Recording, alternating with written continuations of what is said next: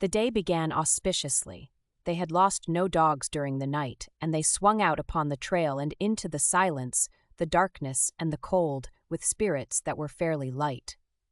Bill seemed to have forgotten his forebodings of the previous night, and even waxed facetious with the dogs when, at midday, they overturned the sled on a bad piece of trail. It was an awkward mix-up. The sled was upside down and jammed between a tree trunk and a huge rock, and they were forced to unharness the dogs in order to straighten out the tangle. The two men were bent over the sled and trying to right it, when Henry observed One Ear sidling away. "Here, you, One Ear!" he cried, straightening up and turning around on the dog, but One Ear broke into a run across the snow, his traces trailing behind him, and there, out in the snow of their backtrack, was the she-wolf waiting for him. As he neared her, he became suddenly cautious. He slowed down to an alert and mincing walk and then stopped. He regarded her carefully and dubiously, yet desirefully. She seemed to smile at him, showing her teeth in an ingratiating rather than a menacing way. She moved toward him a few steps, playfully, and then halted. One Ear drew near to her, still alert and cautious, his tail and ears in the air, his head held high.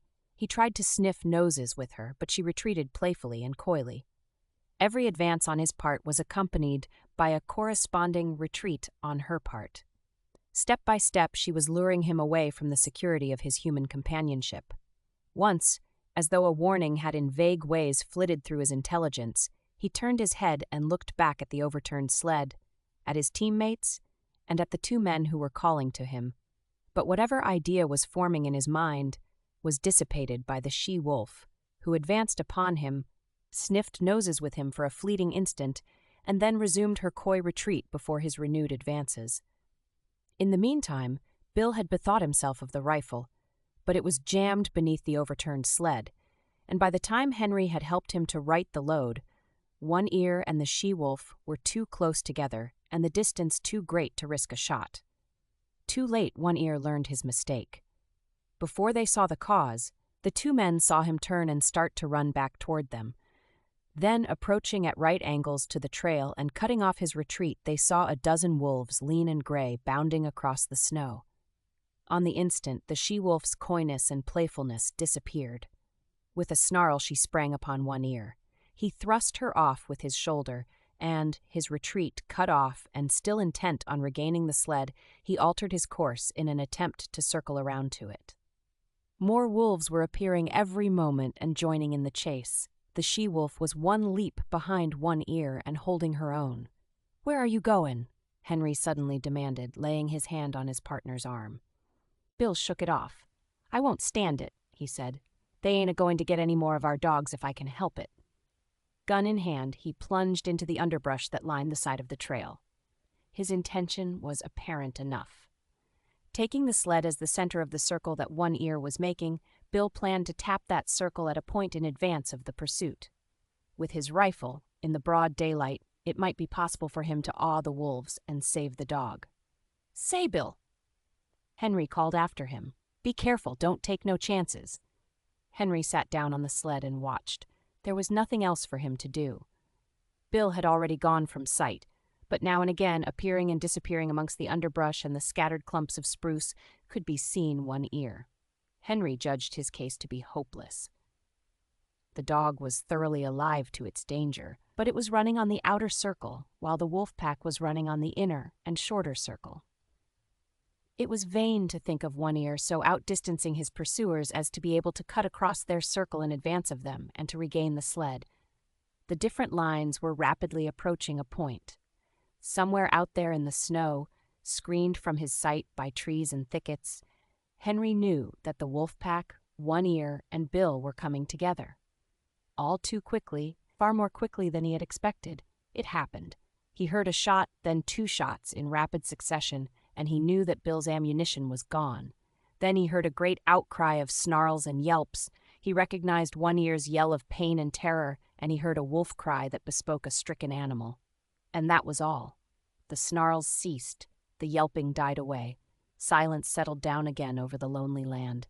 He sat for a long while upon the sled. There was no need for him to go and see what had happened. He knew it as though it had taken place before his eyes. Once, he roused with a start and hastily got the axe out from underneath the lashings. But for some time longer he sat and brooded, the two remaining dogs crouching and trembling at his feet.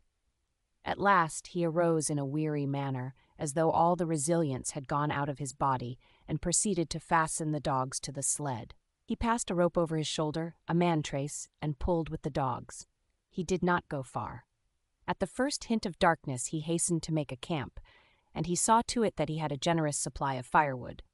He fed the dogs, cooked and ate his supper, and made his bed close to the fire. But he was not destined to enjoy that bed. Before his eyes closed, the wolves had drawn too near for safety. It no longer required an effort of the vision to see them. They were all about him and the fire, in a narrow circle, and he could see them plainly in the firelight, lying down, sitting up, crawling forward on their bellies, or slinking back and forth. They even slept. Here and there he could see one curled up in the snow like a dog, taking the sleep that was now denied himself. He kept the fire brightly blazing, for he knew that it alone intervened between the flesh of his body and their hungry fangs. His two dogs stayed close by him, one on either side, leaning against him for protection, crying and whimpering, and at times snarling desperately when a wolf approached a little closer than usual. At such moments, when his dogs snarled, the whole circle would be agitated, the wolves coming to their feet and pressing tentatively forward, a chorus of snarls and eager yelps rising about him. Then the circle would lie down again, and here and there a wolf would resume its broken nap. But this circle had a continuous tendency to draw in upon him, bit by bit, an inch at a time, with here a wolf bellying forward, and there a wolf bellying forward. The circle would narrow until the brutes were almost within springing distance. Then he would seize brands from the fire and hurl them into the pack. A hasty drawing back always resulted, accompanied by angry yelps and frightened snarls when a well-aimed brand struck and scorched a too daring animal. Morning found the man haggard and worn, wide-eyed from want of sleep. He cooked breakfast in the darkness, and at 9 o'clock, when, with the coming of daylight, the wolf pack drew back, he set about the task he had planned through the long hours of the night. Chopping down young saplings, he made them cross bars of a scaffold by lashing them high up to the trunks of standing trees. Using the sled lashing for a heaving rope, and with the aid of the dogs, he hoisted the coffin to the top of the scaffold. "They got Bill, and they may get me, but they'll sure never get you, young man," he said, addressing the dead body in its tree sepulchre. Then he took the trail, the lightened sled bounding along behind the willing dogs, for they too knew that safety lay open in the gaining of Fort McGurry. The wolves were now more open in their pursuit, trotting sedately behind and ranging along on either side, their red tongues lolling out, their lean sides showing the undulating ribs with every movement. They were very lean, mere skin bags stretched over bony frames, with strings for muscles, so lean that Henry found it in his mind to marvel that they still kept their feet and did not collapse forthright in the snow. He did not dare travel until dark. At midday, not only did the sun warm the southern horizon, but it even thrust its upper rim, pale and golden, above the skyline. He received it as a sign. The days were growing longer. The sun was returning, but scarcely had the cheer of its light departed. There were still several hours of gray daylight and somber twilight, and he utilized them in chopping an enormous supply of firewood. With night came horror. Not only were the starving wolves growing bolder, but lack of sleep was telling upon Henry. He dozed despite himself, crouching by the fire, the blankets about his shoulders, the axe between his knees, and on either side a dog pressing close against him. He awoke once and saw in front of him, not a dozen feet away, a big gray wolf, one of the largest of the pack, and even as he looked, the brute deliberately stretched himself after the manner of a lazy dog, yawning full in his face and looking upon him with a possessive eye, as if, in truth, he were merely a delayed meal that was soon to be eaten. This certitude was shown by the whole pack. Fully a score he could count, staring hungrily at him or calmly sleeping in the snow. They reminded him of children gathered about a spread table and awaiting permission to begin to eat. And he was the food they were to eat. He wondered how and when the meal would begin. As he piled wood on the fire, he discovered an appreciation of his own body which he had never felt before. He watched his moving muscles and was interested in the cunning mechanism of his fingers. By the light of the fire, he crooked his fingers slowly and repeatedly, now one at a time, now all together, spreading them wide or making quick gripping movements. He studied the nail formation and prodded the fingertips, now sharply, and again softly, gauging the while the nerve sensations produced. It fascinated him, and he grew suddenly fond of this subtle flesh of his that worked so beautifully and smoothly and delicately. Then he would cast a glance of fear at the wolf circle drawn expectantly about him, and like a blow the realization would strike him that this wonderful body of his, this living flesh, was no more than so much meat, a quest of ravenous animals, to be torn and slashed by their hungry fangs, to be sustenance to them as the moose and the rabbit had often been sustenance to him. He came out of a doze that was half nightmare to see the red-hued she-wolf before him. She was not more than 6 feet away, sitting in the snow and wistfully regarding him. The 2 dogs were whimpering and snarling at his feet, but she took no notice of them. She was looking at the man, and for some time he returned her look. There was nothing threatening about her. She looked at him merely with a great wistfulness, but he knew it to be the wistfulness of an equally great hunger. He was the food, and the sight of him excited in her the gustatory sensations. Her mouth opened, the saliva drooled forth, and she licked her chops with the pleasure of anticipation. A spasm of fear went through him. He reached hastily for a brand to throw at her. But even as he reached, and before his fingers had closed on the missile, she sprang back into safety, and he knew that she was used to having things thrown at her. She had snarled as she sprang away, baring her white fangs to their roots, all her wistfulness vanishing, being replaced by a carnivorous malignity that made him shudder. He glanced at the hand that held the brand, noticing the cunning delicacy of the fingers that gripped it, how they adjusted themselves to all the inequalities of the surface, curling over and under and about the rough wood, and one little finger, too close to the burning portion of the brand, sensitively and automatically writhing back from the hurtful heat to a cooler gripping place. And in the same instant he seemed to see a vision of those same sensitive and delicate fingers being crushed and torn by the white teeth of the she-wolf. Never had he been so fond of this body of his as now when his tenure of it was so precarious. All night, with burning brands, he fought off the hungry pack.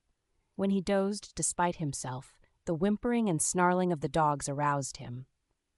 Morning came, but for the first time the light of day failed to scatter the wolves. The man waited in vain for them to go. They remained in a circle about him and his fire, displaying an arrogance of possession that shook his courage born of the morning light. He made one desperate attempt to pull out on the trail, but the moment he left the protection of the fire, the boldest wolf leaped for him, but leaped short. He saved himself by springing back, the jaws snapping together a scant 6 inches from his thigh. The rest of the pack was now up and surging upon him, and a throwing of firebrands right and left was necessary to drive them back to a respectful distance. Even in the daylight, he did not dare leave the fire to chop fresh wood. 20 feet away towered a huge dead spruce. He spent half the day extending his campfire to the tree, at any moment a 6 burning faggots ready at hand to fling at his enemies. Once at the tree, he studied the surrounding forest in order to fell the tree in the direction of the most firewood. The night was a repetition of the night before, save that the need for sleep was becoming overpowering. The snarling of his dogs was losing its efficacy. Besides, they were snarling all the time, and his benumbed and drowsy senses no longer took note of changing pitch and intensity. He awoke with a start. The she-wolf was less than a yard from him. Mechanically, at short range without letting go of it, he thrust a brand full into her open and snarling mouth. She sprang away, yelling with pain, and while he took delight in the smell of burning flesh and hair, he watched her shaking her head and growling wrathfully a score of feet away. But this time, before he dozed again, he tied a burning pine knot to his right hand. His eyes were closed, but few minutes when the burn of the flame on his flesh awakened him. For several hours he adhered to this program. Every time he was thus awakened, he drove back the wolves with flying brands, replenished the fire, and rearranged the pine knot on his hand. All worked well, but there came a time when he fastened the pine knot insecurely. As his eyes closed, it fell away from his hand. He dreamed. It seemed to him that he was in Fort McGurry. It was warm and comfortable, and he was playing cribbage with the factor. Also, it seemed to him that the fort was besieged by wolves. They were howling at the very gates, and sometimes he and the factor paused from the game to listen and laugh at the futile efforts of the wolves to get in. And then, so strange was the dream, there was a crash. The door was burst open. He could see the wolves flooding into the big living room of the fort. They were leaping straight for him and the factor. With the bursting open of the door, the noise of their howling had increased tremendously. This howling now bothered him. His dream was merging into something else, he knew not what, but through it all, following him, persisted the howling. And then he awoke to find the howling real. There was a great snarling and yelping. The wolves were rushing him. They were all about him and upon him. The teeth of one had closed upon his arm. Instinctively he leaped into the fire, and as he leaped, he felt the sharp slash of teeth that tore through the flesh of his leg. Then began a firefight. His stout mittens temporarily protected his hands, and he scooped live coals into the air in all directions, until the campfire took on the semblance of a volcano. But it could not last long. His face was blistering in the heat, his eyebrows and lashes were singed off, and the heat was becoming unbearable to his feet. With a flaming brand in each hand, he sprang to the edge of the fire. The wolves had been driven back. On every side, wherever the live coals had fallen, the snow was sizzling, and every little while a retiring wolf, with wild leap and snort and snarl, announced that one such live coal had been stepped upon. Flinging his brands at the nearest of his enemies, the man thrust his smoldering mittens into the snow and stamped about to cool his feet. His 2 dogs were missing, and he well knew that they had served as a course in the protracted meal which had begun days before with Fatty, the last course of which would likely be himself in the days to follow. "You ain't got me yet," he cried, savagely shaking his fist at the hungry beasts, and at the sound of his voice the whole circle was agitated. There was a general snarl, and the she-wolf slid up close to him across the snow and watched him with hungry wistfulness. He set to work to carry out a new idea that had come to him. He extended the fire into a large circle. Inside this circle he crouched, his sleeping outfit under him as a protection against the melting snow.